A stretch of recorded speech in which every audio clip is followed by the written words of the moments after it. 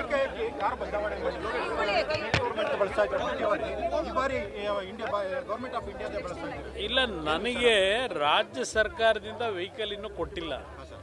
ರಾಜ್ಯ ಸರ್ಕಾರದ್ದು ಅದಕ್ಕೋಸ್ಕರ ಕೇಂದ್ರ ಸರ್ಕಾರದ್ದು ನಮ್ಮ ಹೆವಿ ಇಂಡಸ್ಟ್ರಿನಲ್ಲಿ ಇರದಂಥ ವೆಹಿಕಲ್ ತರಿಸಿ ಅದನ್ನು ಯೂಸ್ ಮಾಡ್ತಾ ಇದ್ದೀವಿ. ಯಾಕೆ ಸರ್ ಅಷ್ಟೊಂದು ನಿರ್ಲಕ್ಷ್ಯ ಮಾಡ್ತಿದ್ದಾರೆ ತಮ್ಮನ್ನ ಅಂತ ಸರ್? ಅದು ಅವ್ರು ಹೇಳಬೇಕು, ನಂಗೆ ಗೊತ್ತಿಲ್ಲ.